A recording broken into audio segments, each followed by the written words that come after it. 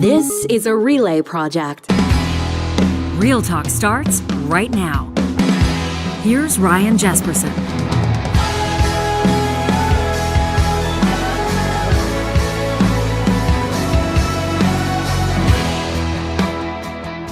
I want to thank you for joining us here on Real Talk. This episode is going to include a couple of updates, and to be honest with you, while we do have some good news, some happy news, definitely some smiles on the way at the end of the episode, presented by Kuby Energy, positive reflections coming up. There's a couple of gut punches in this episode as well. We're going to follow up on two stories that we've brought you in past conversations that we've had. We're going to update both of them, one of them on Canadian soil and one of them abroad. And both of them, I guarantee, will get you thinking.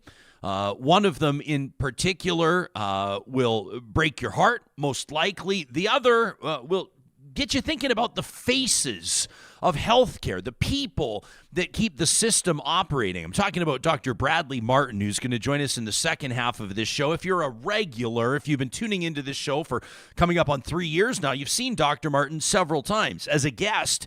He's come on past to diagnose rural health care in a way. He's come on in past the morning after an interview with Danielle Smith before she was premier to fact check some of the things that she was saying to us, to give us another perspective on the management of health care. Well, there's an update on Dr. Martin's personal and professional fronts, and he's going to share that with us. I'm going to let you know right now, he's going to tell us why he's closing down his family practice. He's a young doc. He's younger than me, I guarantee it, and he says that he needs to move in a different direction. This is one of the thousands of physicians in Alberta, but I bet you that he's not speaking for just himself on the show today. And there's an update on an international story that we brought you in late October as well, and we're going to get into that with Charles Adler in just a second. This episode of Real Talk is presented by Danatech. If you're looking to get your team's the industry's best safety training, Danatech has been Alberta's safety training leader for more than 30 years. You can find them online at danatech.com. At danatech.com, you're going to find details on what they can do for you. Their courses are designed by experts with more than 30 years of on-the-job experience, so you know you're getting information and training details from a team that knows how to do it and knows how to do it right. These courses are going to actually make a difference on your job site. Save lost time injuries, stay compliant with changing regulations, and quite frankly, save money on training with Danatech. Big companies across Canada are using Danatech's WMIS, TDG, electrical and lifting device courses for really good reasons, including the fact they've got a catalog of more than 150 courses across all different industries. Again, you can visit danatech.com today. That's DANATEC.com to see their courses and find out more about bulk discounts.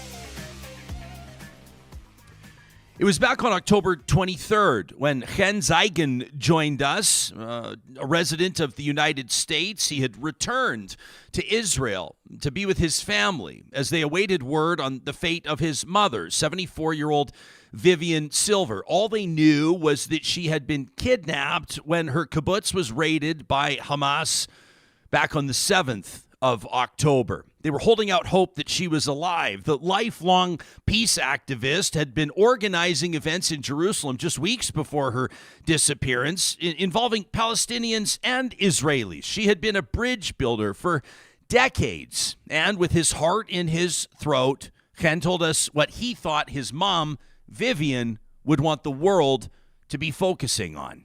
I believe she would say that vengeance is not a strategy.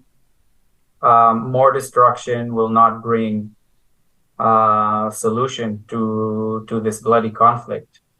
Of course, since she has been involved in this attack, I mean, she has been the victim of this attack, it is very hard for me to imagine what her perspective would be if she were released today. But I believe she would be persistent with that message. That was on the 23rd of October. Within the last few hours, Amir Barkol tweeted, For over 30 years, the wonderful Vivian Silver chose to dedicate her life to peace in the Middle East week after week. She volunteered to transport patients from the Gaza Strip to hospitals in Israel. She initiated work training programs for Palestinians, enabling them to provide for their families with dignity. And she founded various organizations working toward the resolution of the Israeli-Palestinian conflict. When Hamas terrorists broke into her home on October 7th, she managed to text her friends that she was hiding behind the closet door. Last night, after more than a month, her body was finally identified. She was murdered. Throughout her life, 74-year-old Vivian had extended her hand for peace with Palestinians. Ruthless Hamas terrorists grabbed that hand and took her life. If you believe in justice and compassion, don't turn away. Share Vivian's story. One of the many that has retweeted that post is the guest that joins us to kick off Real Talk episodes every week, Emmy Award-winning talk host Charles Adler, who joins us again today. Charles, I saw that you shared that post. Obviously, it's one that resonated with you and is resonating with people around the world. This was one conversation we had on this show where we desperately wanted to believe that family would hear from Vivian again. Yeah, and they didn't because of what was done to the body. And I don't want to get into graphic details. There's so much graphic detail on all of this horrible mess. But clearly some things were done to her body, and then that's why it took 30 days. I know you don't like taking shots at other members of the media. I'm not asking you to. But somebody at CTV needs to do a better hire. Somebody there needs to do better HR. Some of the headline writing on CTV has become absolutely ridiculous. I don't want to hear about Bell Media's balance sheet bleeding or anything like that. Lorraine Teresky Harper, Mrs. Harper, tweeted about it, among others. CTV News put out the note on Vivian Silver and said, Canadian peace activist Vivian Silver, who went missing, that's how they put it, who went missing after Hamas attack, has died. And Lorraine Teresky Harper correctly put this out. Has died of what, CTV? Old age? Or was she murdered? And it took over a month to identify her body. Does anyone working there, meaning CTV News, does anyone there have a heart? Many people at CTV News have hearts, and many have heads. And I'm not saying that heads should roll over this ridiculous tweet, but somebody needs to do something that is not a tweet from a professional news organization. I think I know what the tweet would say if you were writing it, but let's remove all doubt. What would it say if you were the one typing it out? Sadly, confirmation has arrived that Vivian Silver was murdered by Hamas. There's been a lot of this lately. I know that, and I know that you were paying attention to this as well. We're not going to roll it on YouTube because we'll get shut down for copyright, but we'll include it on the podcast. But Jeremy Corbyn, longtime Labour leader, obviously in the UK, and Piers Morgan, talk show host, really getting into it. Just a short time ago, Piers Morgan 14 straight times asked Corbyn, "Can you call Hamas a terror organization? Is Hamas a terror organization?" I mean, he's badgering him. It's great TV, but take us into this. Well, Jeremy Corbyn's reputation is that of being friendly with Hamas. He's even talked about a friend of his at Hamas. People have disparaged him for that over the years, and other statements he's made about members of the Palestine resistance movement, the Palestine freedom movement, who are clearly members of terrorist organizations. And so people have come to the conclusion that Jeremy Corbyn is an anti-Semite, a Jew hater.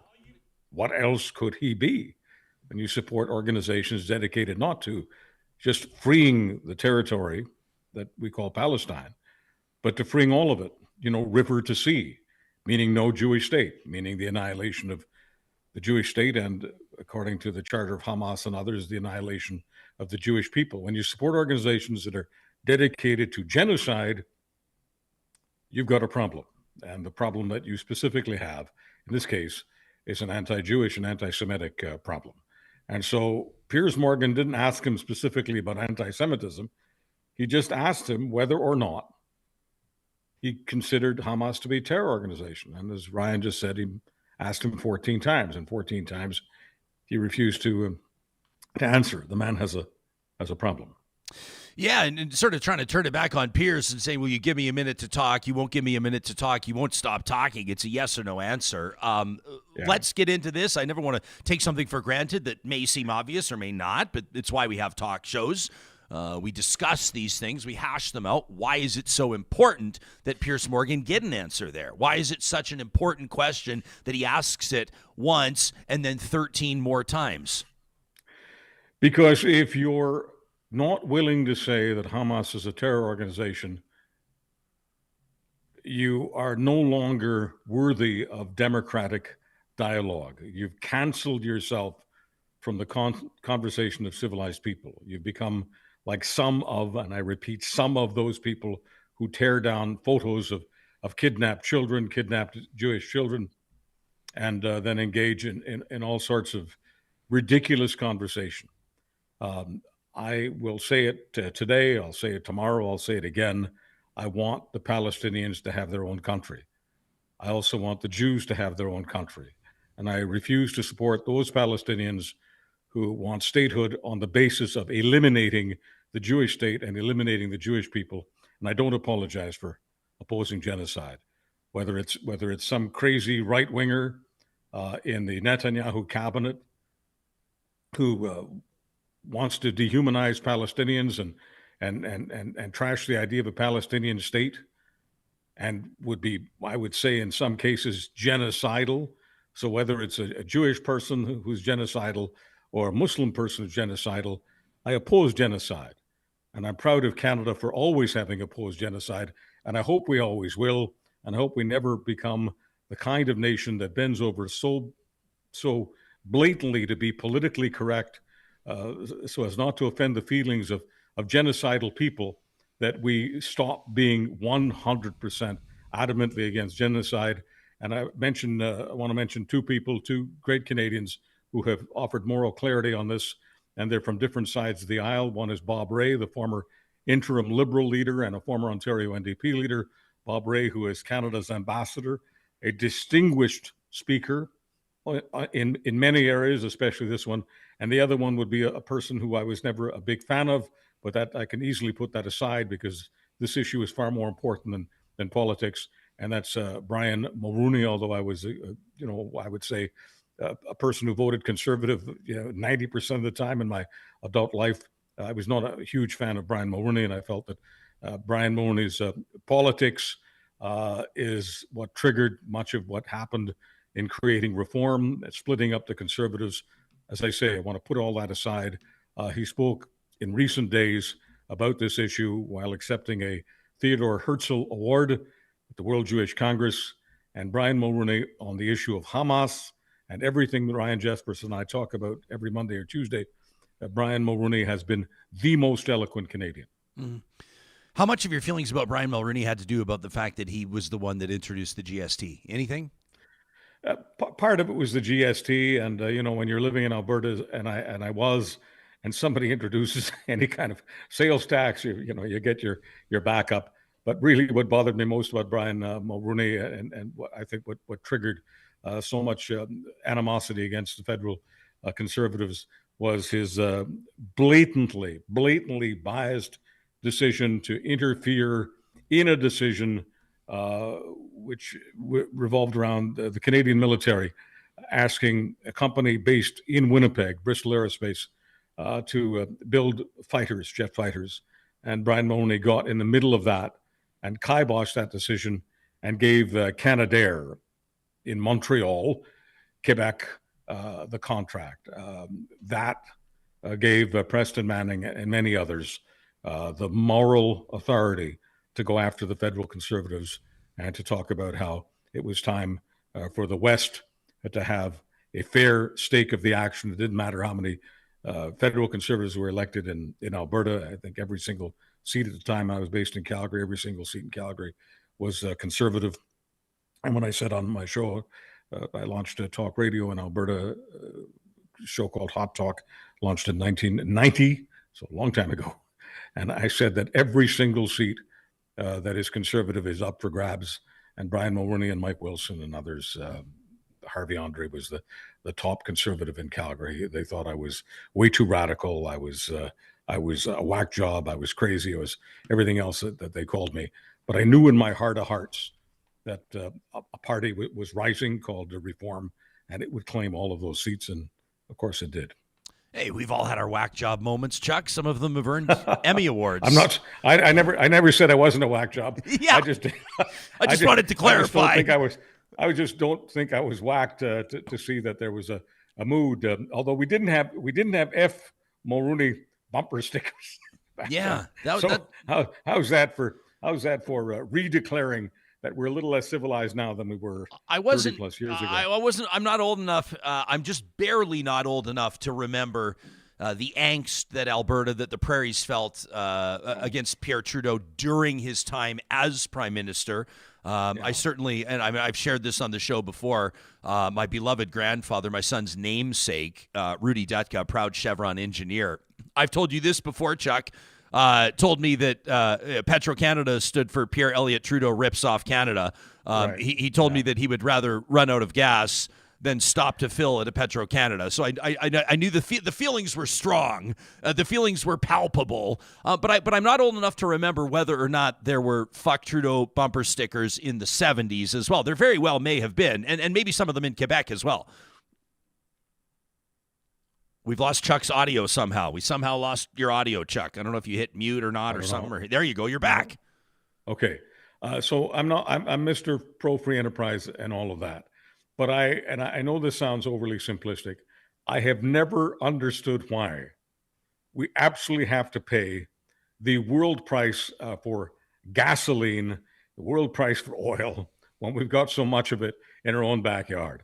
I mean, if I was growing tomatoes in my backyard, I would think I might get a better price than somebody that's buying tomatoes imported from 2,000 miles away. And I've heard all the arguments back and forth. I understand the system, but I don't like the system. I think Canadians ought to get a very, very special rate on gas. I agree. Speaking of old school conservatives and that time, the Mulrooney time, the rise of reform, the Canadian Alliance, Stockwell Day, the whole 9 yards. I do have an email here. We won't let you go until I read it to you from Chris. It's a good one, and Chris sent it to us on Friday, and I've been sitting on it, looking forward to putting it in front of you. I want to bring this back to our talk on anti-Semitism and sentiments that people are feeling against Palestinians and those obviously involved in this conflict right now. I want to let people know, if you already subscribe to our weekly email, you already know that Senator Paula Simons and longtime media personality Tasha Keratin will both be joining us on Thursday to talk about this. Tasha's going to get into her piece that ran in the National Post this weekend that we said we'd never forget the Holocaust, but Gen Z has nothing to remember. It's very interesting, Chuck. It's her take on the rise of anti-Semitism among Canada's younger adults, Canada's younger citizens. That's coming up on Thursday's Real Talk. But over the weekend as well, a tweet from someone that I greatly respect and a good friend of the show, Elamin Abdul Mahmoud, the CBC personality, and I want to pick your brain on this. He says there's a real horror show of anti-Semitism and Islamophobia going on in this country, and it feels like there's no way through it, man. I personally have never seen it this bad. He says, I say rising, but that doesn't capture it. It's been rising for years. Now it's a full-blown wave. He says, I promise you, you can call for a ceasefire and be horrified that a Jewish school in Montreal was shot at twice in 1 week. These are not incompatible. He says, Muslims I know are worried about threats to their life and their livelihood if they call for a ceasefire. Jewish friends are terrified that spaces they exist in are going to be attacked. Check on your homies. That from Elamin. How does that land with you? I thought it was good. Well, I love Elamin and I love Tasha Keratin and Paula Simons, and I'm glad that you're giving these very credible Canadians the exposure that you're giving them. Islamophobia, anti-Semitism, racism, misogyny, they all come from the same places in the heart, the dark part of our heart. You know, we're human beings, but we if you're a Christian believer, you know all about the idea of being born in sin. Whether or not we're born in sin, whether or not we want to believe in that, we all do sin, and we all do sin in our hearts, and all of us have some hate in our hearts.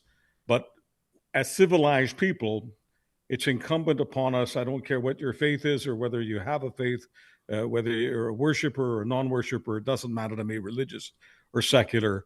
Our number one duty in life as a civilized human being, our number one moral duty is to contain the hate. And the hate is uncontained. And it's true that social media and general media is accelerating the hate, but we've got too much hate in this land, and we need to tamp it down because people are getting hurt and people will be killed. Shout out in the live chat this morning, audience member Laura says they did have, and Laura's right, I vaguely remember this, says they did have bumper stickers, tax this, Brian. So Yeah. You know, people, bumper stickers have long I may have stood. had one of those. Yeah. So Chris writes into the show, talk@ryanjesperson.com. He says, Jespo, I really enjoy Real Talk, your attempt to moderate some discourse between opposing ideologies, in particular in Alberta, much needed in politics today, more focused on populism they are and having a political identity than thoughtfully caring about what's best for the province. Says, my thought today as I listen to Adler on your show, he says, I sure enjoy Adler, even though I'm probably much further left than him, but I'd like to ask him, says Chris, what were, quote, old school conservatives actually like? He says, I'm 47. I was apolitical till my 30s. I knew Alberta was perennially conservative, but I had no real idea of the difference between the parties. I never voted even until I felt the rise of the NDP federally under Jack Layton. And I found that party to be reflective of my existing views on governance and how society should operate. But Alberta politics for me, provincially, that really began with the rise of the Wild Rose Party. That, says Chris, is when I began to watch somewhat with glee at the breakup and infighting of the Conservatives. I enjoyed that the extremists left the PCs because the Conservatives weren't far enough right for them. And then watching the PCs by default become more centered was welcomed by a left-leaning Albertan who just acknowledges Conservatives will always be in power. My point of writing the show is that after listening to lifelong Conservative Charles Adler and his reference to Don Brayden, whom I've disagreed with more times than not, I want to know what actual, quote, old school Conservatives really stood for, what they may still stand for. He says, I feel like in my time being politically aware, conservatism has been synonymous with religious, anti-gay, anti-immigrant, anti-science, anti-intellectual, conspiracy talking points. Maybe I just don't understand how somebody who rejects these social labels can call themselves conservatives outside of just being pro-oil or pro-business. Has the party of entrepreneurship and small business been hijacked by the socially ignorant, or can they still hold hands? In closing, says Chris, how do the rational, thoughtful, common sense conservatives sit with the current state of their party? What do they still agree on? What are their hardline differences? Can you actually be a fanboy of Rachel Notley, something that I think Charles and I share, and still call yourself a conservative? That from Chris to you. I'm a fanboy of Rachel Notley, and Rachel Notley, in terms of the current paradigm, is much closer to yours truly in terms of being an old school conservative. I am a Peter Lougheed conservative, and no apologies for that either. And although it would be inappropriate for me to try to speak for the late Peter Lougheed, I'll bet my boots that Peter Lougheed would agree with this 100%. The reason I think of myself as a progressive conservative is this: the number one factor in Canadian life that appeals to me as a Canadian is freedom, and equality is number two. I think as a progressive conservative, because I support free enterprise, I support the idea that people in this country should be free to enterprise, to market opportunity, and they should have access to opportunity. Equality is important because everyone should have an equal opportunity to seek it. And the number one reason why all of this matters to me as a progressive conservative is because I don't believe that we can have any sense of equality in this country, any sense of justice in this country, any kind of fairness and opportunity for as many people as possible to have opportunity. I don't believe any of that is possible without a social safety net. And I want free enterprise to be as prosperous as possible, because when it is, it throws off the kind of money we need to create the social safety net to protect people from the various inequalities that exist in society that government cannot do very much about. I want a strong social safety net, and I want a strong free market. I'm a progressive conservative. Love it. Johnny on the spot. There he is. To borrow your nickname, pal, from the producer of this show, we mean no disrespect. Hicks, don't want to put you there. Put you out of the nickname. Well deserved. I want to ask you about this, perhaps at our own peril, because this is something that's pretty dangerous. You know exactly where I'm going, don't you? You just exhaled and put down your coffee mug like you're getting ready to shields up here. This is here. going to be the toughest question of all. But I'm both surprised and not. The Toronto Star, of course, making this a feature piece after Catherine, Princess of Wales, Kate Middleton, appeared at a remembrance ceremony in Britain. Yikes, reads the headline. Kate looks old. Ageist reactions to photos of the princess, a new level of appearance scrutiny. Some of the comments coming from royal photographers like Tim Rook, who, if you follow those close to the royals, it's pretty significant. What was it in particular that made this something that's so stuck in your craw? Well, I haven't said this publicly very often, but I don't have gender envy. I don't know what it would be like to be a woman, but I have a feeling that if I were a woman, I would be self-conscious most of the time. As a guy, I'm really not. Yes, I do some television. I'm doing video right now. Most people are listening to this, not watching it, but nevertheless, I'm not terribly self-conscious of how I look.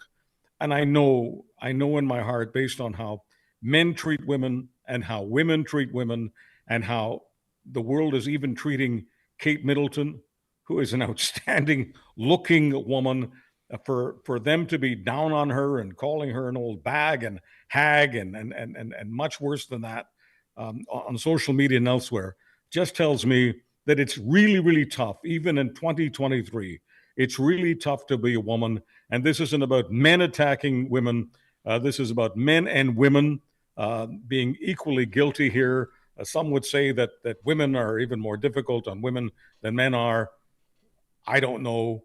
All I know is if you're a woman, it doesn't matter whether it's 1923 or 2023, you end up being incredibly self-conscious. And I would just wish for every man, woman, and child to lose all of this stuff about self-consciousness based on vanity. And this idea that somehow Kate Middleton, the Princess of Wales, owes it to her fellow women and men, owes it to all of us to have as much Botox surgery, as much a facial corrective surgery as possible, so as to look as closely as possible to what she did 20 years ago.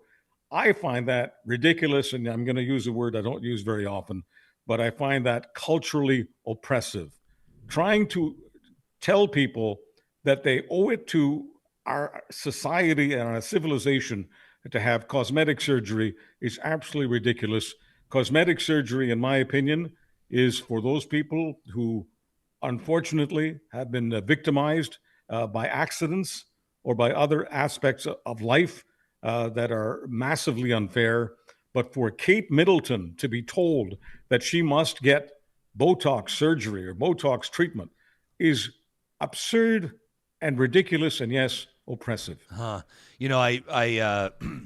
on the live chat here, Leanne says, being a woman is hard. Diane says, so true. It's hard to be an aging woman. The society is cruel. Mm-hmm. Look at this. Tracy says, because William standing next to her has such a baby face. Yeah, we don't need to pile on William, but I will say this. Men just get a 20-year grace period, right? Yeah. Society waits until, I don't want to pick on a guy, but it's to state the absolute most obvious. The president of the United States gets to the point where you got to be in your mid-80s for society as a man to start questioning your fitness for the position. Look at Lisa LaFlamme, unceremoniously dismissed as Canada's, in my mind, best news anchor, with apologies to Donna Friesen and the others. Lisa LaFlamme is the cream of the crop. And because, basically she let her natural hair color rock during COVID and looked fabulous doing it. Everybody knows, if you listen to this show, how I feel about Lisa LaFlamme. I would kiss Lisa LaFlamme's fucking feet. I would kiss her feet. On behalf of your wife, with her consent, as a show of respect. Laying it on a little thick. Yeah, I mean, is it possible to do it in a way that's not creepy, Chuck? Just as professional deference and reverence. My point being, Lisa LaFlamme unceremoniously dismissed in a way that basically no male news anchor ever has been. You look at the American, before we watch our shows or before the sports game goes on, whether you're watching a feed from Boston or Chicago or San Francisco or Dallas, it doesn't matter. You know what the desk looks like, buddy? It's a 70-year-old man and a 35-year-old woman on every single desk, and that's the way that it goes, and it doesn't mean that it's fair. I guess you might just say that's the way the cookie crumbles, but we can do better. That's kind of what happens. It's interesting. I got into my 40s and 50s and even 60s, and nobody called me old. As a matter of fact, in Alberta, nobody called me old until I gave Jason Kenney a spanking. Yeah, and then you started appearing regularly on Real Talk, and now you got a whole bunch of people pointing out that you're old. Yeah. So am I, Chuck. We're all aging. As a reminder to everybody, I'll also remind everybody that way more people than you think are getting Botox. Once you realize this, it'll open up your mind to a whole new and that's perfectly fine. You and I might feel a little bit differently about that. If people want to get it on their own, they want fill to do your it boots. That's terrific. I can't stand this idea of telling people, you owe it to us to get surgery. I just don't like that. Yeah, beat it. Hey, not you, Chuck. We'll see you again next week, yeah? We're all getting a little wiser, and folks, if you weren't happy with our level of wisdom offered this Tuesday, tune in next Monday. Next Monday, guarantee you we'll be wiser. We'll be better and smarter. Yeah, that's Charles Adler, the Titan of Talk, Emmy Award winner, host of the Charles Adler Show. Wherever you get your podcasts, you can find him on X as well. Why are you looking at me? I don't get Botox. Because I heard you. Because I heard you crack your mic. You left your mic silent. You had nothing to say when I stole your nickname for Johnny on the spot there. Yeah, but you cracked your mic on the plastic surgery. Well, because I hate this. A lot of people, because I look a lot younger than I am. A lot of people are like, "Oh, you look so great for your age." I think both ways is. I don't really take it as a compliment. Like, what does that mean? I look really great for my age. Who cares? Especially in this day and age when 60 is the new 40 and 50 is the new 30. But the funniest thing is I'm listening to this is obviously we know how the British tabloids and the press are. They're ruthless. They're fucking bastards. But they're all old white dudes who look like shit. And they're talking to a beautiful young woman who, as far as I can tell, I'm not an expert, has chosen to age naturally, which I think is great. And I agree with Charles. If you want to get Botox, go ahead. I think nowadays, as long as you're not, causing a detriment to your health or your body. I mean, a lot of that stuff is safe. And I know he said surgery, but Botox really isn't surgery. Not surgery. It's a needle, little right? injections. But do whatever makes you happy. Do That's my thought. whatever you want. Get hair plugs. Get your tits done. Get Botox. Do get it braces. all. Guys, if you want to, guys are out here doing steroids and all this other crap as well. Whatever women or men want to do to stay looking young, and props to them as well if they want to age gracefully. And you're right, though, men do get an amazing grace period. There's this whole when they're going gray, George Clooney and they start to look Hugh Grant more dapper and all this stuff. And then a woman, I think I agree with Charles when he was saying it. I was like, oh, I don't know where he's going here, but I get it. Men, we wake up, we wash our face. Most of us, we wash our face, we brush our teeth, we throw on our clothes, we make sure things are straight. And that's the best we can do, right? Yeah. But for women, there's a lot more that goes into getting ready, especially we're talking about Lisa LaFlamme. Who is it? Remember? People on TV in the public eye, there's makeup, there's all these things involved. And then after all that, you're going to tell them they look like shit in a newspaper? Remember how big of a deal it was? And this was just earlier this month, wasn't it? It was within the last month when Pamela Anderson stepped out. What was it New York Fashion Week or something like that? If you've seen her documentary, she said she's done with dressing up. Makeup, She's done posing for the camera. She wants to age naturally. She wants to just be who she is. And so she's Pamela Anderson. She's Pamela freaking Anderson. She's one of our greatest Canadian exports of all time. One of the most beautiful women in the world. I think she's put in her time. Unbelievable. And again, here we are talking about like who looks unbelievable. Like people will tell us to fuck off even for that. But this is how real people talk, and this is it. This Real is talk. This is real talk. But I just think it's absolute lunacy, and for It's people to crazy. be taking shots at Princess Kate, like what are you even Jeez. doing? I guess it comes with the territory. Like ask Oh, it's Harry and horrible Meghan in about that. The UK. It's absolutely horrible. But it's like, who cares? Age gracefully, don't age gracefully. The other thing is, though, we're under a microscope now. Like let's talk about Pamela Anderson, like her prime, right? You might have to dodge some reporters and some flashing lights, but you didn't have to go live on Instagram every day. You didn't have to have people chasing you with their phones, live streaming you. Nowadays, like, everyone is getting the bad angles. We're all human. We all look like shit at some point. We all look tired in the morning. Like, the only people who look good is people under 25. And God bless them. They're young, right? But like, give everyone else a break. Yeah, Dwayne says, I used to think that being in your 50s was old. When my grandparents lived past 90, that changed 100%. I remember like 40 over the hill. And then when I turned 40, I was like, I feel like I'm 20. You know, I mean, it's just like my body's starting to break down. That's what I got to work on. I was watching last night. I was watching Tina Turner's the 5-part legend. series that's on right now. I forget She's which unreal. channel I want to promote it, but it was absolutely incredible. But like, we're talking about a woman who in her 50s was a sex symbol, had the #1 album in the world. In her 60s, the in her #1 70s. song on Billboard. Yeah, like, man. people can do amazing things at any age, and who gives a fuck what they look like? Yeah, I agree. This message brought to you by Relay, Real Talk, and Infamous Entertainment. Thanks for joining us. And we've got awesome conversation in the live chat right now, but we also have a guest that's just like sitting in the bullpen wondering if we're ever going to get to him. And so let's move that. This is good, actually. We're about to talk to a physician. Maybe we can ask him about, whether or not he saw differences in societal opinions or not, or maybe Or if he just gets keep it Botox. a little bit more serious. He's not old enough to get Botox, which makes the story that much more remarkable that Dr. Bradley Martin is shutting down his medical practice. That coming up in just a second. But we want to remind you that if you're experiencing right now clutter, disorganization, you're sick and you go into your bedroom and your gut just sinks, your heart just falls because you got piles of laundry everywhere and you can't find your phone charger and your socks are all mismatched, and that favorite tie of yours, you found it crumpled up on the floor and now you got to find a way to iron it. And it sounds like you're ready for a free consultation with California Closets. That's where it all starts. A free design consultation where they can show you not just maybe the areas where they think they could improve your organization, but also how it's going to, of course, increase the value of your home and your quality of life while you're there. You can find out more about their custom closets and storage solutions for the entire home, including the garage, by visiting them today at californiaclosets.ca. Closets, baby. Nobody does it better than California Closets. Hey, have you checked out Carrie Skelton's Instagram lately? You go, isn't that your wife, Ryan? Yeah, it is. And she's the one that released this amazing reel of our backyard makeover. This is but we partnered with Eden Landscaping on this one. Quite frankly, I was totally embarrassed about our backyard, and I was sick and tired of it. We resodded our yard, Johnny.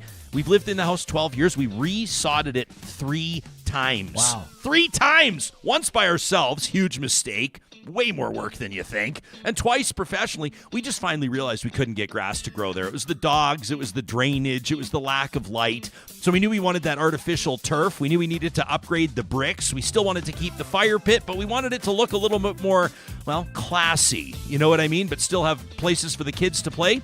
Eden Landscaping answered every single one of our questions. The end result was absolutely stunning, and they came in under budget, if you can believe it. You can find out more about working with Eden Landscaping by checking out landscapeedmonton.com.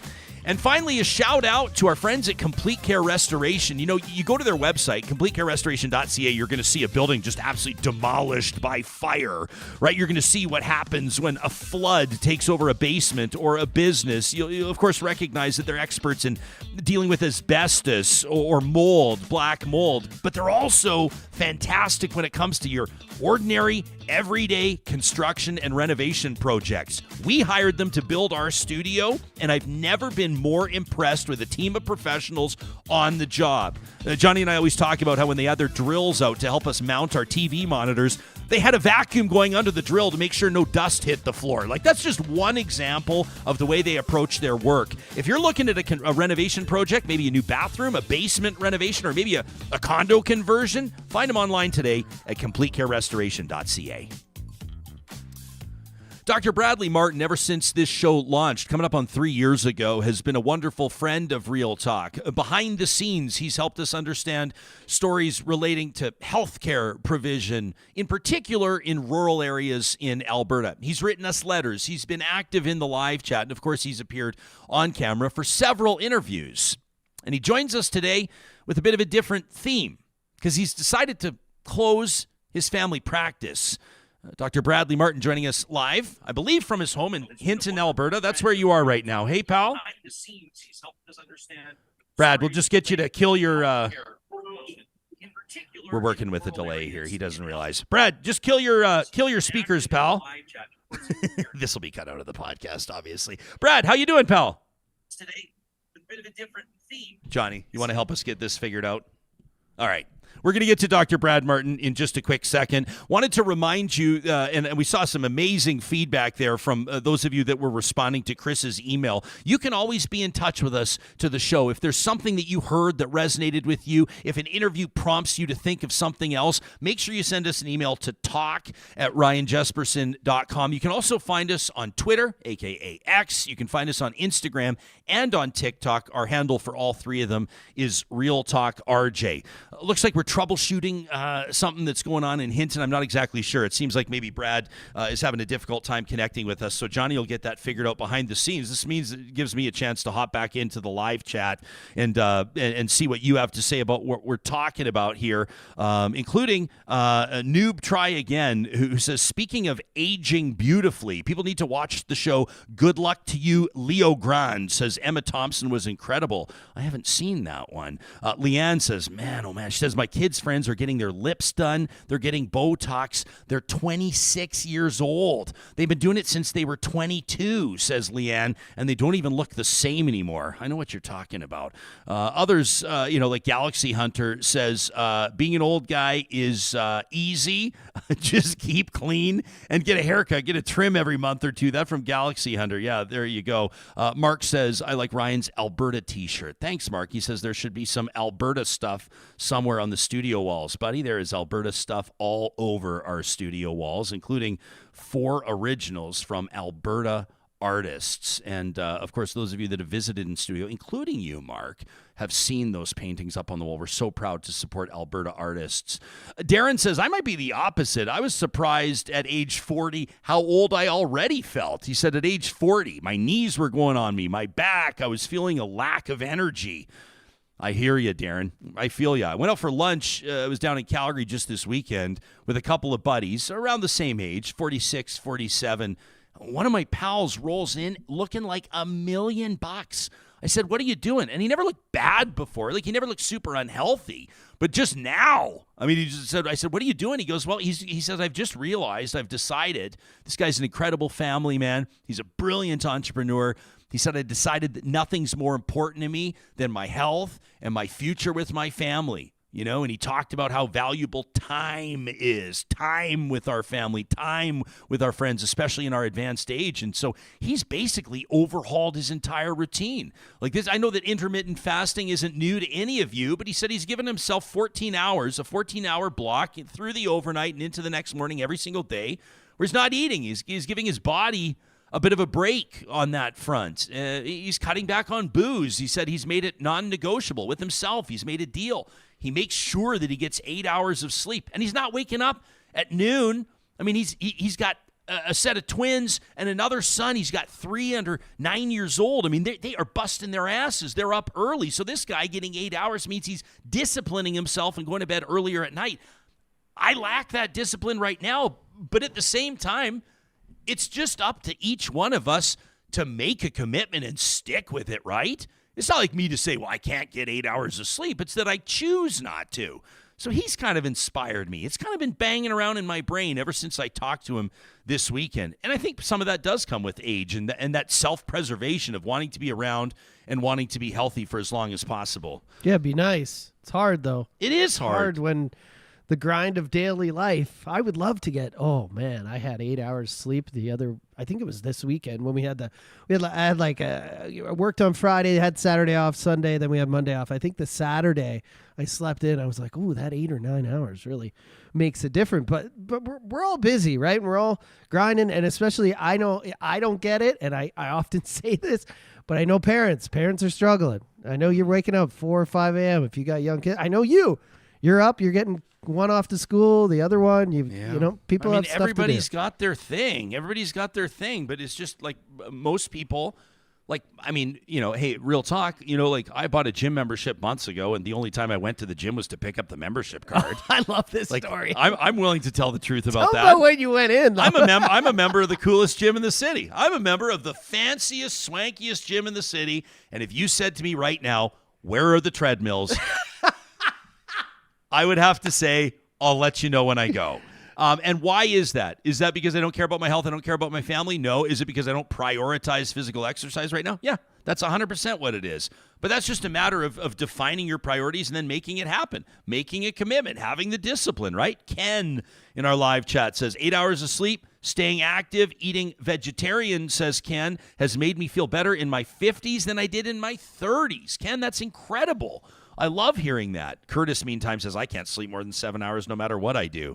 Oh, buddy, yeah, that's not me. If I'm in a dark room and have no noise, I could sleep for 14 hours, no problem. I have noticed it's harder now that I get the 5, 6, 7 max.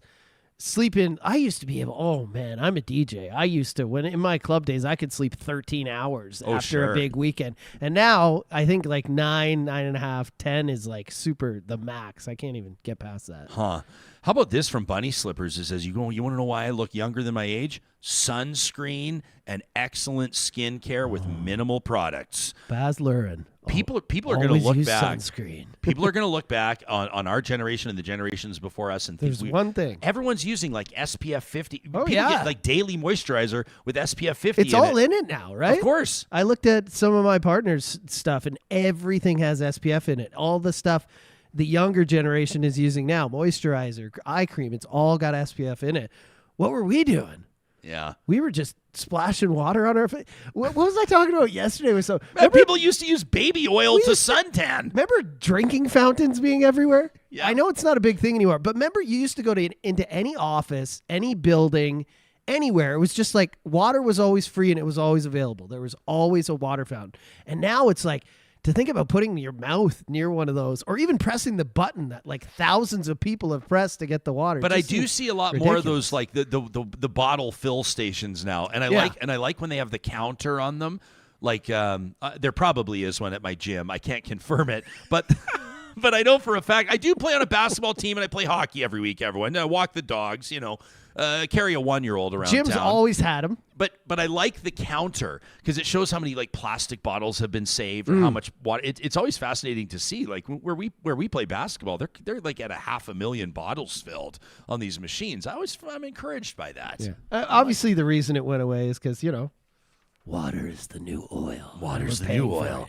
Yeah, you can learn more about that in past episodes. Let's get to Dr. Bradley Martin out of Hinton, a wonderful friend of this show. Doc, how you doing? Good. How are you doing? Good, man. You can hear me okay? Yes. Can you hear me? Yeah, we can hear you. It's great to see your Perfect. face. It's good to see your face. It's been a while since you've actually, you and I correspond on a somewhat regular basis, but it's been a while since we've had you on the record, and a lot has changed with you in the last little while. Yeah, it has. Definitely some big changes there. Sorry about the technical issues earlier. Oh, we don't sweat that stuff, man. Newer computer here to take over for this one, but old reliable is what's working right now. So. Yeah, good stuff. Well, don't you sweat it. So, hey, this is a question I ask very few guests, but I hope you don't mind me asking because I just want the context. How old are you? I am 35. You're 35. You're 11 years younger than me. How long have you been in family practice? Almost 7.5 years. Okay, so you are a 35-year-old experienced family doc in a rural area in actually one of the most beautiful communities in all of Alberta, in Hinton, the gateway to Jasper National Park. You've been practicing for 7 years. You are a recruiter's dream. You are exactly the type of professional that the healthcare system needs and needs to keep around for decades to answer not just current demand for healthcare, but also with population growth a reality, a system that's already strained and is set to be strained even further. But you're shutting down your family practice. How come? Many reasons. Where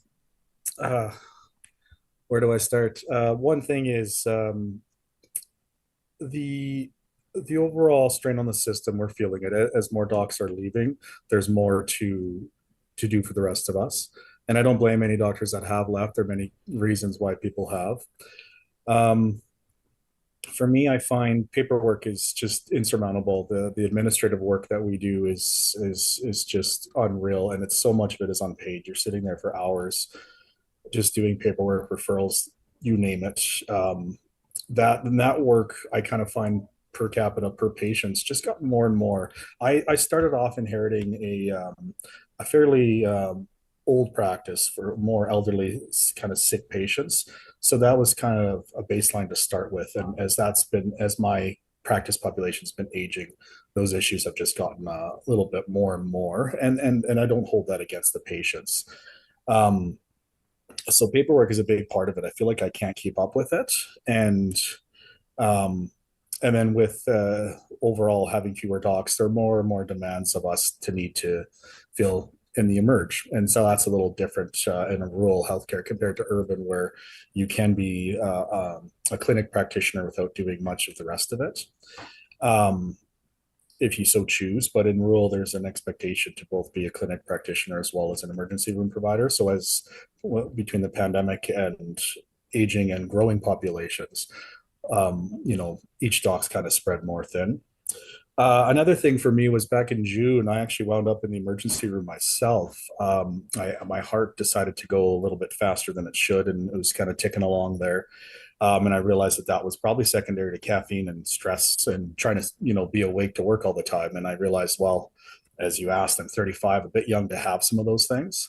So that was kind of the precipice for me to say, hey, I need to look at what's going on. And of all the aspects of my work, I found clinic I just got to the point where I was feeling miserable going to work every day. And I still kind of do when I go to clinic. And I don't hold that against anybody I work with. I love the docs in town. I love the clinic staff, Hinton Medical Clinic. You guys rock. I need to be there for my family. I've got 3 young girls and my wife. So I actually find working in the emergency room, the high acuity situations, to be less stressful than the clinic, which is maybe different than a lot of docs. You specifically wanted to be a rural doc, right? Yeah, I did. What was it about? What was it about it that drew you to a rural community? I wanted to do a bit of everything. I wanted to be in emerge. I wanted to be in clinic.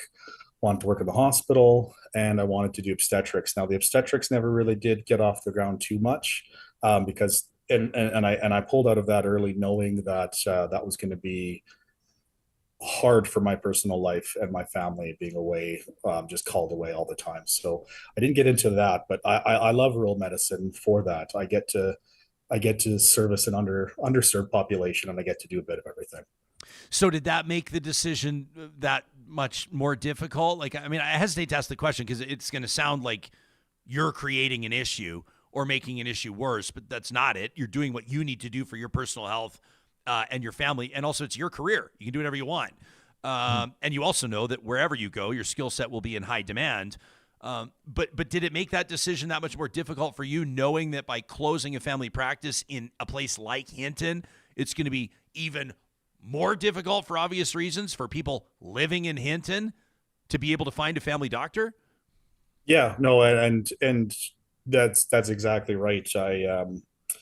I knew that when I started having the health issues that I knew that I needed to de-stress in some way and make that decision. And honestly, if I had been more proactive about it and thinking of my family first and putting myself first, I would probably have made this decision right away in June. I probably would have just done it earlier. But yeah, it makes it impossible. I was losing sleep over making the decision. I've been losing sleep since I've made the decision.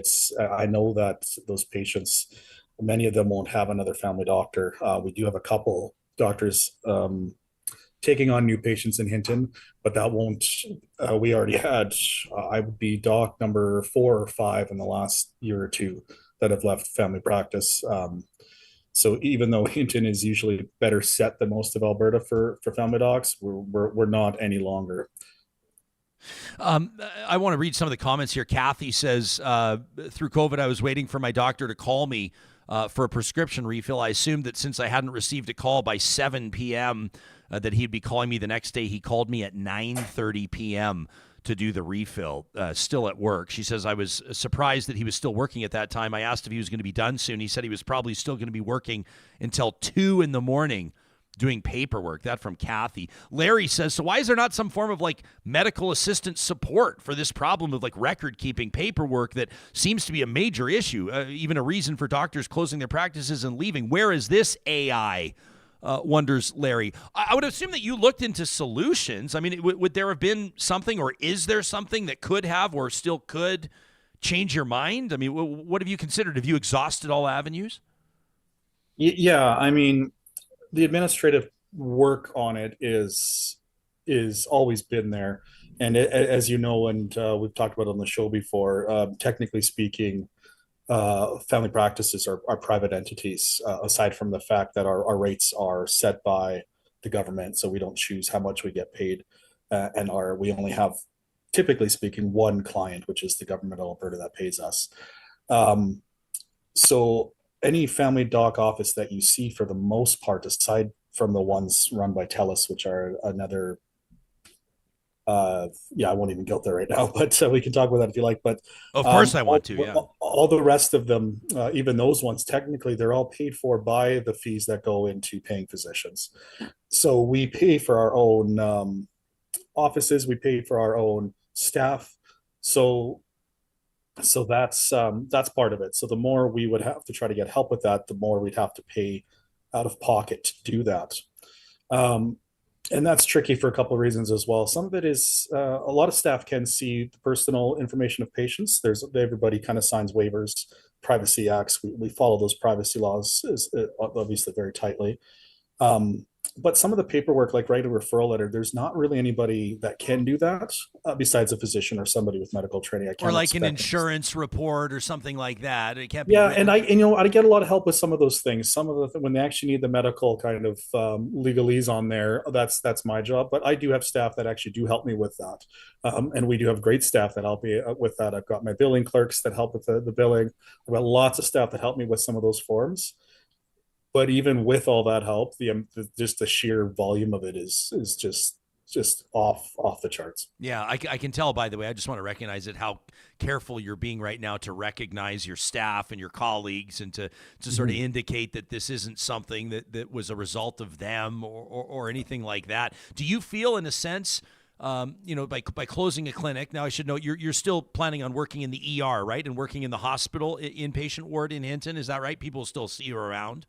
Yes, correct. Hinton's my home base. Yeah. I live here. My kids go to school here, so that will still be home base. I will be working primarily in the hospital in Hinton, and possibly some of the ERs in the neighboring communities as well. So are you feeling like somewhat of a sense of relief as well, like walking away, like sort of being able to step away from so much overhead and the obligations of that clinic? I would imagine, in a sense, that's a bit of a relief. It is, and it isn't. I've always firmly believed, as well, of the docs in town, if you're working in Hinton as a doc, you should be paying overhead into the clinic and helping keep that primary care going. In my case, I'm not able to pay into that overhead with various things such as inflation, honestly, and the government cuts to physician pay. The last 3-4 years have been a lot more of a struggle than the first few years I was practicing.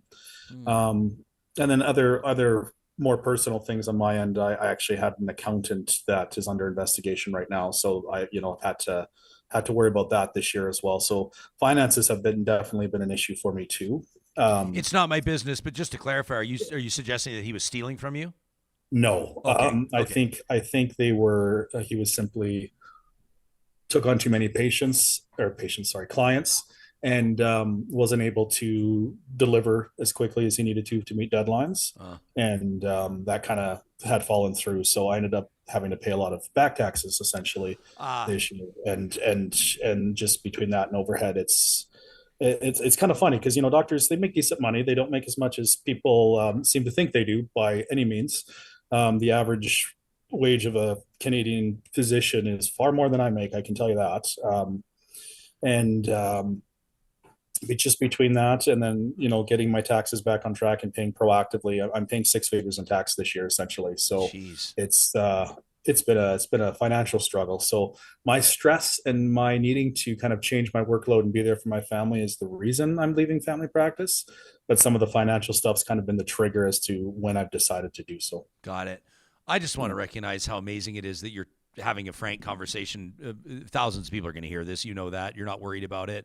I think because, correct me if I'm wrong, there's something deep that drives you. That's, you know, you've written me big, long 2-page emails that you've asked me not to read on the show just because you've wanted me to better understand an issue. Like, there's something about you, and I don't think it's going to go away by closing the doors on a family practice, that you sincerely and deeply care about this field, this commitment, this life calling of practicing medicine, don't you? It's obvious.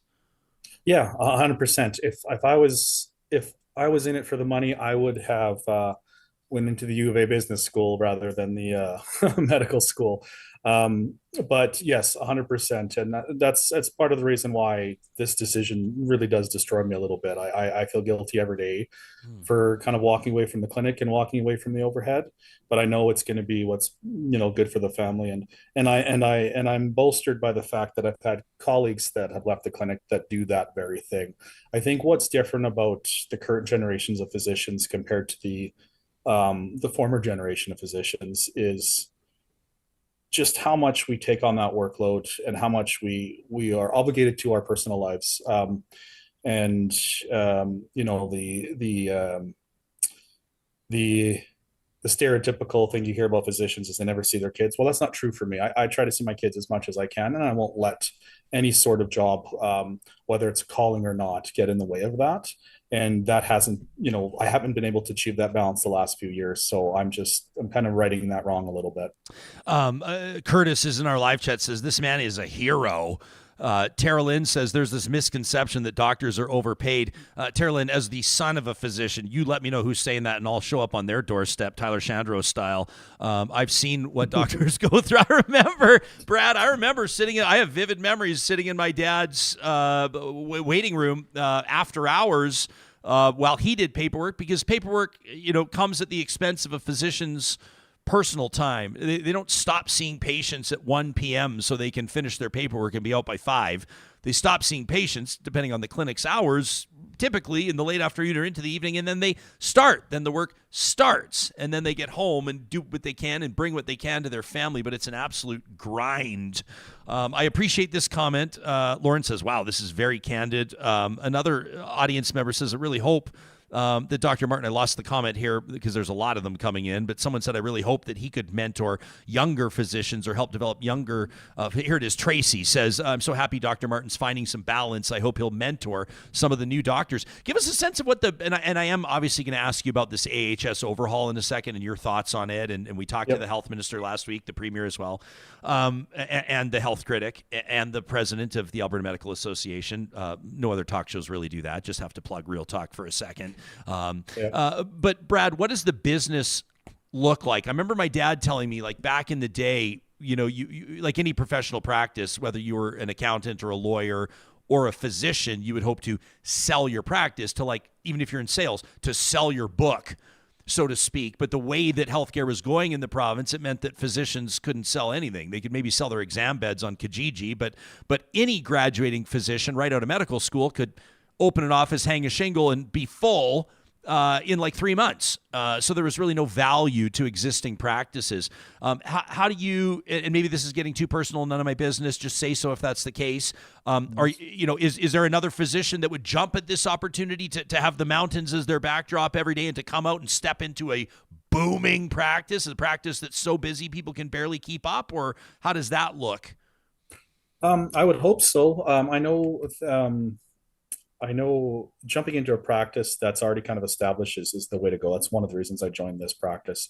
I didn't have to foot any cost to build a practice, get exam beds, get any of those things. I, pay into the existing cost structure as it is, and we share costs that way. So yeah, I think a practice like this for people that want to practice rurally would be attractive. And anybody listening that might be interested, come to Hinton, come work here. It's a great place to work. And I have to say, like, even our overhead costs, they're very low compared to places in the city and other places. It's just, again, for me, kind of personally, some of those other cost barriers were more of a factor for me than they might have been for other physicians. But I mean, physicians in the city, I mean, that's one of the reasons they had to fold up shop. They just couldn't keep the lights on with the costs. But that being said, typically in the rural areas, depending on the building itself and the owners, you can usually get away with a little bit lower overhead for sure. So cost wise, Hinton's a very good place, very attractive place. I'm going to plug it all the way for people that are interested. And just to comment on teaching younger docs, I do teach in a program called the Integrated Community Clerkship, which is a longitudinal program for medical students in their third year. They can either stay in the city and get the traditional teaching, or they can come out rural and work with us for 10 months. So I have a couple of students right now that I'm teaching, and I've been doing that for several years. So teaching is huge and definitely a big part of what I do, and it gives me a lot of joy. Oh, I love to hear that. Darren in the chat says being home and being present more often is so valuable. He says, I guard that above all else. He says it probably makes me a worse teacher. I doubt that, Darren. He says, but I'm pretty strict, about 40 to 45 hours a week on the job and doing no work on weekends. Good for you. How about this from Chris, who says this is a trend across many industries, and it's admirable. Chris says the current generation across many career paths values their personal and family time first, and I, for one, applaud it. Chris, you know what was neat? If you didn't catch it, Brad, I don't know if you saw it, but back on November 3rd, we welcomed 3 of Edify's top 40 under 40, including Heather Thompson. Heather joined us. You're seeing Shaliz Kluji there on the screen right now. She's senior counsel for a big shot company. It was so cool to have her in the studio along with Sunny Sakon and Heather Thompson. But Heather was talking about millennials and what millennials are looking for, and then what Gen Z is looking for in the workplace. And that was a big one. She said, the Gen Z is typically less sort of obsessed with like the carrots dangling in front of them and trying to scale the corporate ladder as quickly as possible, and time to them and quality time and balance is what drives Gen Z, and businesses, no matter what industry they're in, better figure that out quick if they want to be able to attract and retain talent. If anybody missed that roundtable, it was fascinating. That was November 3rd. I encourage you to check it out, or you can check out the top 40 list at edifyedmonton.com. But this was what I said leading into the conversation with you. This is a nightmare scenario if you're the health minister, to control the messaging on a departure like yours. You're just one person, but you're also not just one person. I bet you your story will resonate with a lot of people. And when 35-year-old physicians are walking away, that's a way different situation than 70-year-old physicians walking away. Yeah, and like I said, I'm not the first one to do so in Hinton, and I won't name names of the Hinton docs, but we've had 2 people leave town completely due to the demands of the job and choosing family first. And I think that's a big shift, as I said earlier, and if you mentioned too, maybe it's a generational shift, but I know docs of the older generations, work.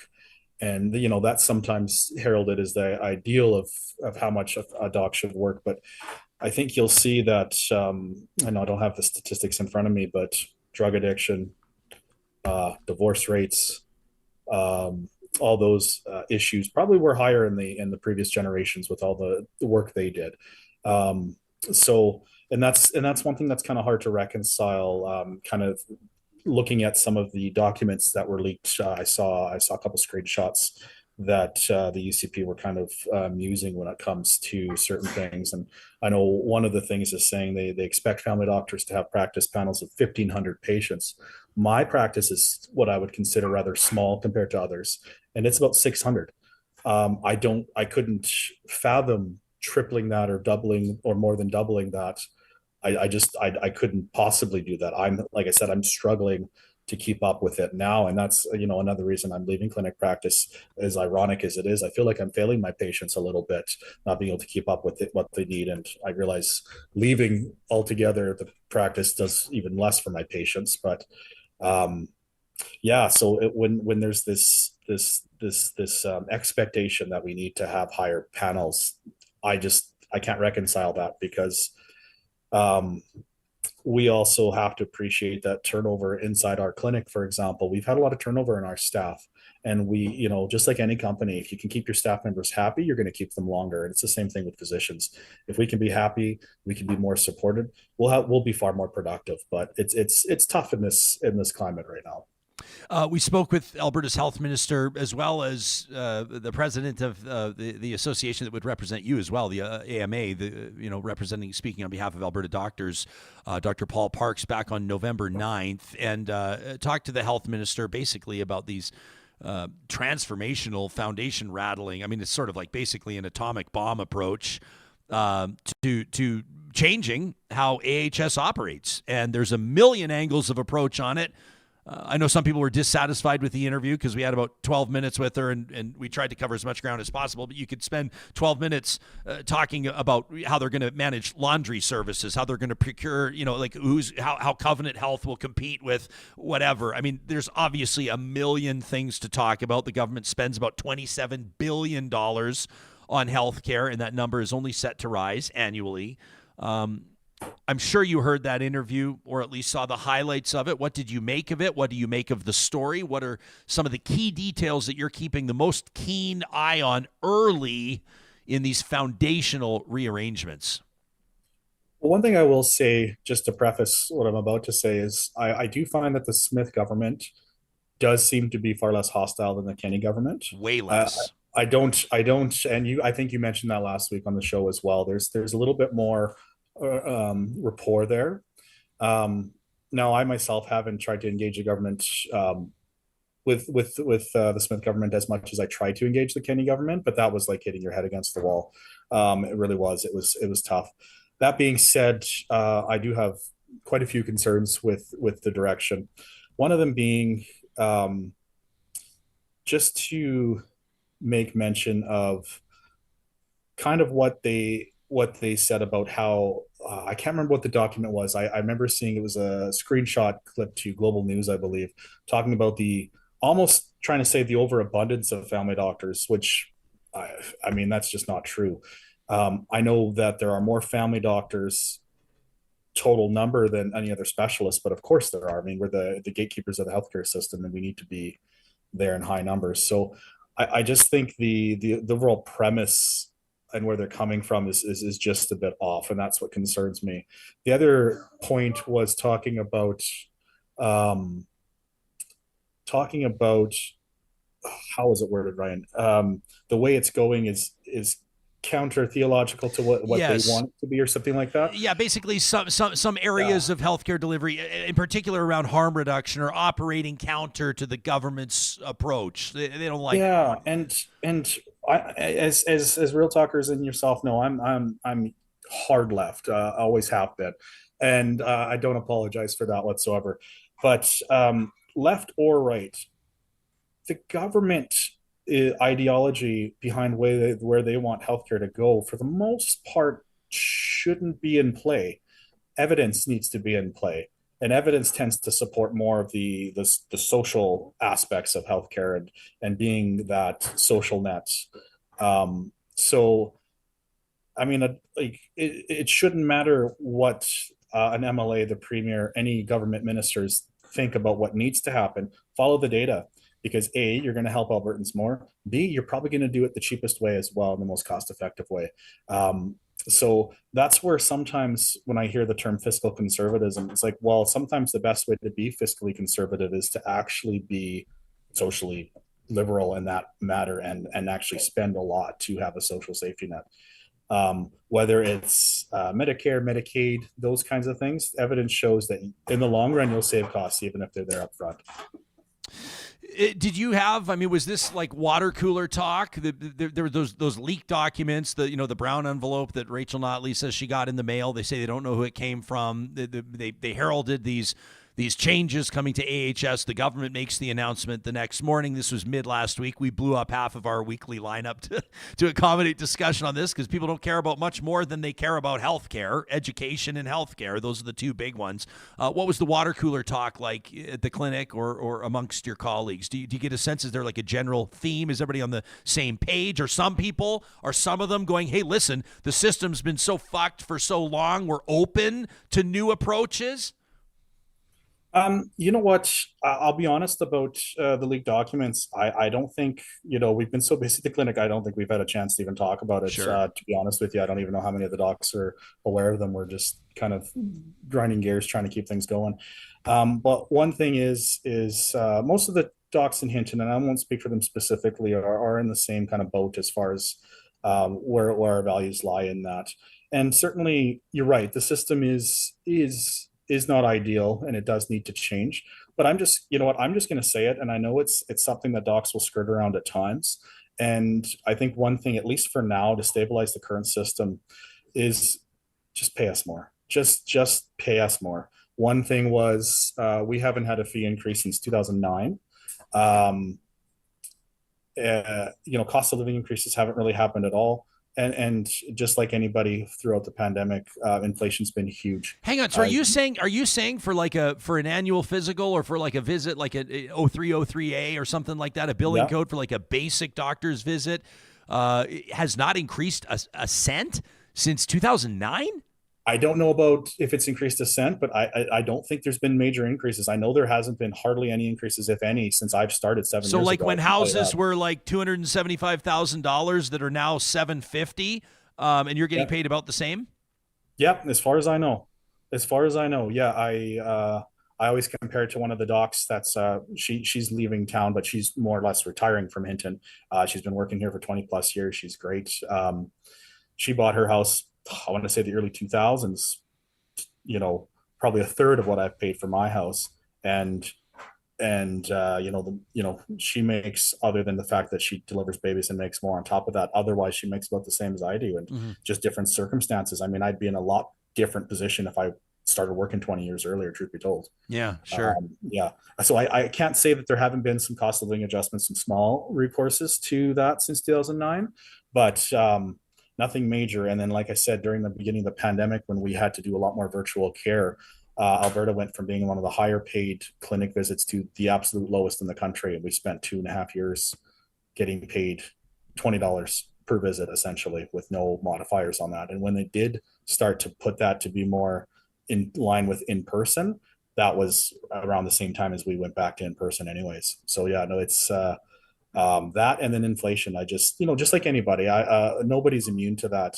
Your dollar just doesn't go as far. Yeah. And I'm a physician making physician money, but it's been a struggle for me. I live paycheck to paycheck, as odd as that might seem. My bank account empties out every month, truth be told, and people can judge whether that's spending or not. I don't think it is, but I just feel for anybody who doesn't kind of have that same income. I just don't know how most Albertans are pulling through right now, to be honest. No, I have no idea either. And I don't take that I'm not just brushing that off. I'm saying I don't get it either. What a powerful conversation we had with Mark Charrington a few weeks ago, who discussed his work as basically kind of like a lone wolf, renegade human rights kind of a guy. I don't know how you'd even describe him. He's a human rights advocate. That's how that's a hero. That's a hero. Did you see that episode with Mark? I did, yeah. Oh my gosh. Yeah. That Say guy what you want about me and the listener that said I was a hero. I got nothing on Mark. Well, whatever. It doesn't have to be a competition. I'd like to get the two of you guys in the same room one day. Justin says, well, house prices are not a good basis for comparison when house prices have far outstripped salaries in recent years. Fine, fair enough. We don't have a script here, but I'll just say pick whatever price you want. Loaf of bread, liter of gas, like family vacation. Whatever you want to pick. My point is just from 2009 to 2023, everything's doubled. No matter what you're talking about, pair of jeans, Yeah, I know I was reading somewhere, don't quote me on this, but in the last 10 years, prices have just on average about for everything went up about 31%. Wild. And I think more than half of that's been in the last 4 years. Yeah. Laura says one bag of groceries is $100 at Walmart, 100%. So yeah, I mean, Curtis says doctors need to go on strike. You can't. They won't. I can't. You can't. No, I would support that action in some regard, as long as we're leaving, the hospital's lights on and being staffed that way. Yeah. I would support that.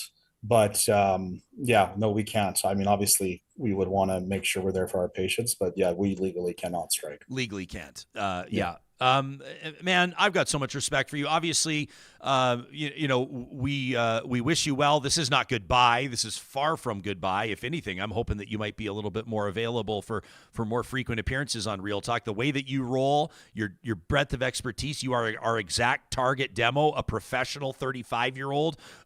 So I'm hoping that in addition to more time with your family and more time focusing on your own personal wellness, that also we'll be able to speak with you more frequently as well. We haven't wanted to bug you through your week-to-week grind. But bug me as often as you like, Ryan. All right, pal, we will. I'll hold you to that. Thank you. Yeah. Love you, buddy. That's Dr. Bradley Martin joining us from Hinton, Alberta, one of the good guys, to say the very least. And thanks to everybody that's been leaving comments on the live chat. I could barely keep up. Someone says Jespa wears designer jeans. Hey, I have everyman jeans as well. I have both. I have jeans. I was getting chirped, Johnny, May long weekend for wearing bootcut jeans. Buffalo jeans that I've had since the early 2000s. Jeez. Because Is they that the fit straight leg? They fit so well over my jeez. rubber boots when we're wheeling. Yeah. They're just perfect wheeling jeans. Well, if you look at fashion nowadays, there's no middle anymore. It's either skinny jeans or the kids are just everything's super baggy right now. Yeah. Everything, like, everyone dresses like Billie Eilish. Like, everything is XXL t-shirts, big baggy jeans, big boots with big. Yeah, I don't understand it. That's me. Ever since I put on my COVID-25, I just wear big baggy sweatshirts everywhere. That's why I just wear slacks and button-up shirt every day. I just stay out of fashion. Oh, man. Bradley Martin, love that guy. And like Glenna says here, what a great guest, very informative. You get a guy on here just saying straight up, here's the deal. Here's why I'm making this decision. Here's why it's difficult to make this decision. And here's why I'm probably not the only one going to make this decision. If you know of somebody that would be enlightened or educated or moved by that interview, please do share it. That really does mean a lot to us. This conversation happened because of Real Talk partners like our friends at the family-owned Grand Dog Essentials Quality Raw Food, with weekly delivery to Calgary, Edmonton, and Central Alberta with a minimum order of $50. You can shop right now at granddog.ca. Check out the Shop Now link for more on their 4-leaf Rover bundles. These are bundled curated supplements, each of them with a specific health consideration in mind. It could be general health and maintenance. It could be an aging dog that requires some hip and joint help, maybe allergy support, or whatever it is. They've got you covered with their 4-leaf Rover bundles. Plus, check out their blog for really excellent information on, for example, moving your pup from kibble to raw, or even to enter in their photo contest. I love that. Look at that. You can find it all at granddog.ca. Don't forget, if you've never ordered from them before, use the promo code REALTALK. It'll take 10% off your first time order. And our friends at Friesen Brothers want to remind you that they got something very special coming up here. That's this Friday, November 17th. Charlie, their sourdough starter, turns 8 years old. Happy birthday, Charlie. A natural culture crafted from simple ingredients, just flour and water. And their sourdough bakers feed Charlie daily with 100% Alberta flour, ensuring Charlie's enduring presence and enhancing the unique quality of the bakery products. You can learn more about Charlie by checking out, I'm going to show it on my screen right now, friesen.com/Charlie. Look at that. I had no idea. Details on Charlie's birthday. They're going to be giving away free Friesen Brothers cinnamon spread when customers purchase a sourdough loaf on Friday, November 17th, and all kids are going to get free balloons as well. Free balloons for the kids at Friesen Brothers. More details online at friesen.com.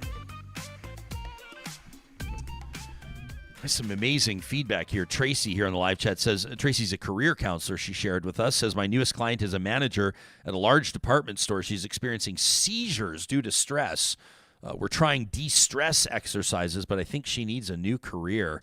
Man, that's a position where a lot of people are finding themselves, where you've got if you're going to try to choose between advancing your careers. This comes back to what we were talking about on that top 40 roundtable just a short time ago, earlier this month. It's like, if you're choosing between your career and your health, that is not a choice. That's a no-brainer. Health needs to come first. I know it's easier said than done sometimes.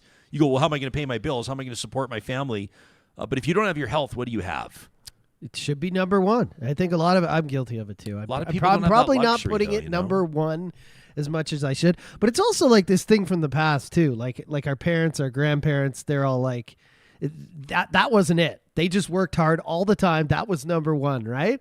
And so sometimes I'll be like, oh, work was so hard today. And then someone will say to me, like, what'd you do? You sat at a desk, stared at a screen, typed on a keyboard. And I'm like, you do a lot more it than was that, buddy. mentally and physically draining for me. Big I know I time. wasn't in a coal mine. You know what I mean? But it was tough. Another thing I like is in the chat, like, there is this misconception that doctors are just rich. You know what I mean? You're a doctor, you get out of school, you get a job, immediately you're set. And I like how Bradley was talking about that, and you as well. Like your father, like, there's so much overhead involved. People it's don't not get just it. like you get out of school And you know you're what was a brutal millionaire, was you know? that the Alberta government under Premier Kenney, which was just so combative. I mean, I don't know if anybody saw. You want some inside baseball? You guys know that and I'll name names. Like, you know, there were those within Kenney's war room, so to speak, those that were running his communications, his comms, like Matt Wolf and Brock Harrison and Harrison Fleming. Like, you remember these names? These are all the guys that worked to get me fired from 630 Ched. All these assholes. And you just notice, like, Harrison Fleming was brought out to Vancouver 3 months ago to run comms for Vancouver's new mayor. You know, he's already gone. They've described him as too combative. He didn't fit Vancouver's political scene, and the guy didn't make it past his 3-month probation because he's such a dick. But this was the position. Oh, God, it feels good to say that about these guys.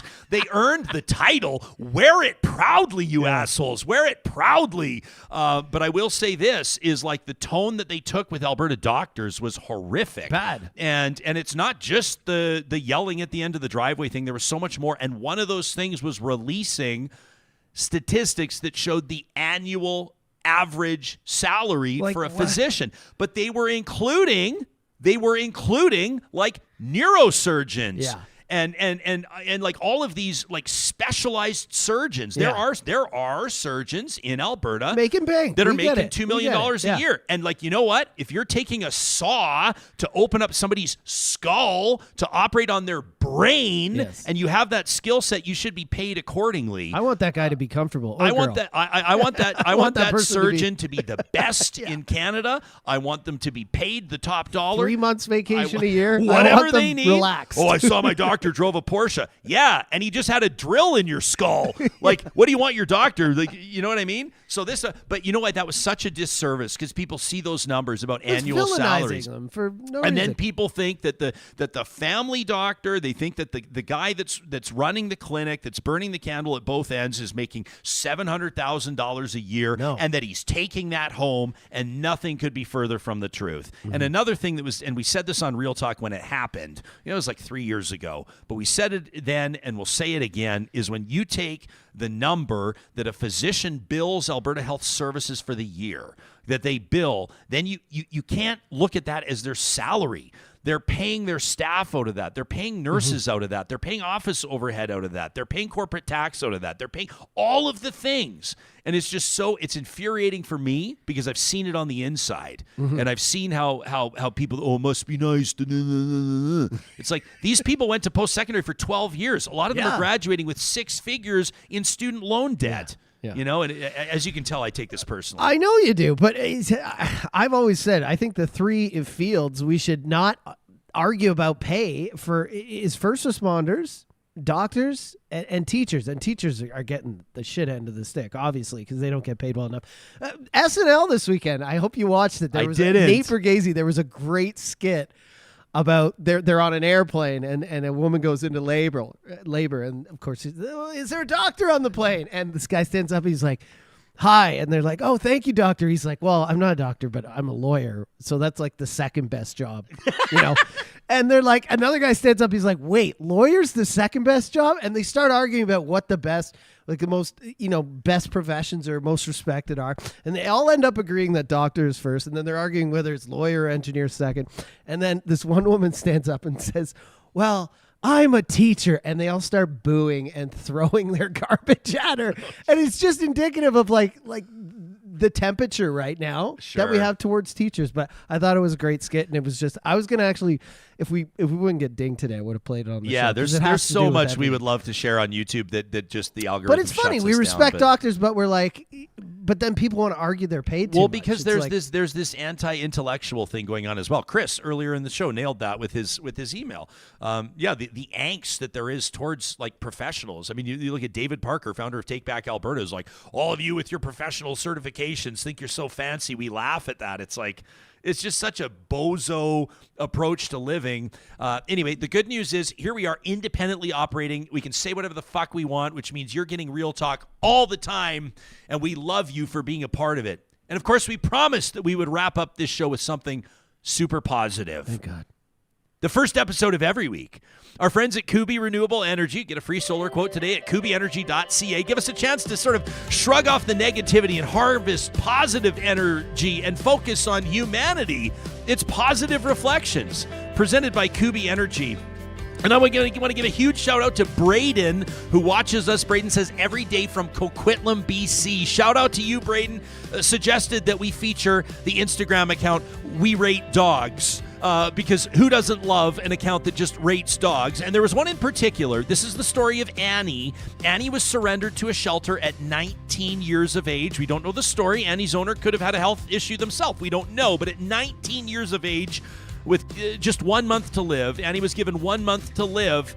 A couple by the name of Lauren Seiler and Lisa Flores, they're best friends as a matter of fact, decided to make the last days of Annie's life the very best. And so they decided to take her through a long bucket list of adventures. You can check this out yourself, the Instagram account We Rate Dogs, but it was absolutely incredible what they did for Annie. Check this out. Annie was picked up 19 years of age after being surrendered, and they had her working through the taste testing burgers, for example, Johnny, receiving a Valentine, not just one, but many Valentine's cards. They had her painting pictures with her paws and celebrating every major holiday. And guess what?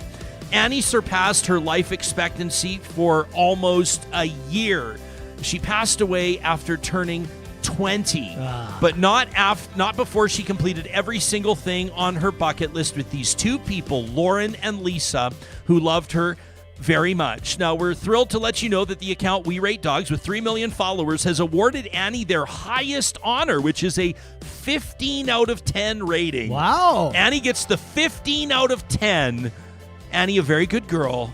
May she rest in peace, 20 years of age. And a big shout out to Lauren Seiler and Lisa Flores. Thanks to Brayden as well in Coquitlam for submitting this. If there's something that absolutely made your day, shoot us a DM on one of our social media channels or send us an email to talk@ryanjesperson.com. Positive Reflections is presented the first episode of every week by our friends at Kuby Renewable Energy. Thank you for being a part of Real Talk. Thank you for making it a priority to talk about things that matter in the way that real people talk about them, in hopes, in the confidence that we together can make a difference. We'll see you tomorrow.